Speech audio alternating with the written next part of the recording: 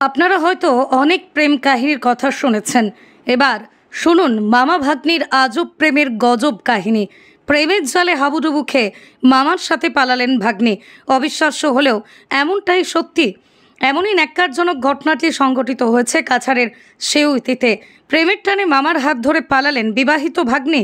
বড়খোলা সমষ্টি সেউতি চতুর্থ খণ্ডের বাসিন্দা দিলারা বেগমের বিবাহিত মেয়ে শাহানারা বেগম ওরফে পারুল। জানা গেছে কি এলাকার বাসিন্দা জামাল উদ্দিনার একমাত্র ছেলে সম্পর্কে মামা মোস্তাক আহমেদকে নিয়ে পালিয়েছে ভাগ্নি পারুল।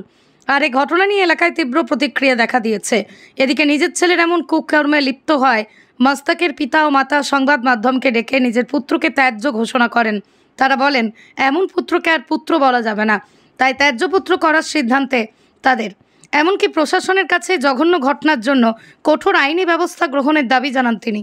এমনকি জামাল বলেন ভবিষ্যতে ওনার ভিটেমাটি সম্পত্তি থেকে বঞ্চিত রাখবেন কুপুত্র মোস্তাক আহমেদকে।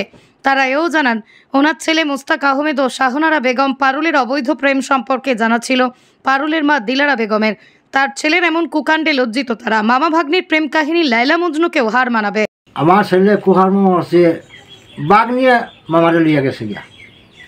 এই কারণে আমি মোটামুটি দেশে মুলকে বাড়িয়ে করে মুখ দেখাম পাই।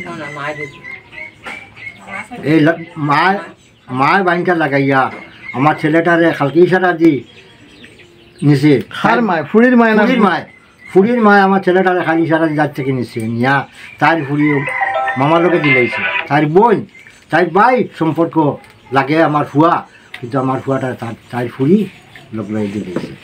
তারা এখন খুঁজে আছেন জানেন আপনি? ওটা সঠিক আমি করতাম পারি না। এই ব্যাপারে আপনি কিতাব করতে পারবেন?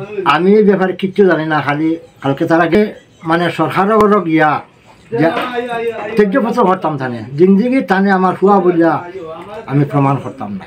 একবার তেজ্যপত্র করে দিতাম, তার মরলেও মরক্কা বাঁচলে বাঁচক্কা, তাই জিন্দিগিটা আমার বাড়ি যাইয়া টানি। প্রশাসনের কাছে দাবি জানাই যে আমার ফুয়াটারে আপনারা আইনের দ্বারস্থ করক্কা। আমি আর সহ্য করতাম পারতাম না। আমি বহুত দুঃখিত মানুষ না, তার আমি বাজু কাটিতাম। আমি ওখান আমার মনে হয় যে আমি আমার ফুরিন্তরেও আমার এক বাজু করিয়া দিয়া আমার যেটা সম্পত্তি বাড়ি এক বিটা এগুলো আছে ওখান দিমু।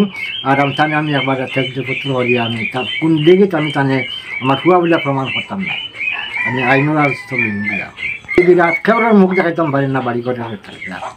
কুকর্ম কারণে আমি গাঁও দেশর মুখ দেখাইতাম পারিলাম না। এখন আমার মনে বড় দুঃখ লাগছে যে আমার 3টা মেয়ে করা আছো, মা বাবারে তো দেখতে পারে না।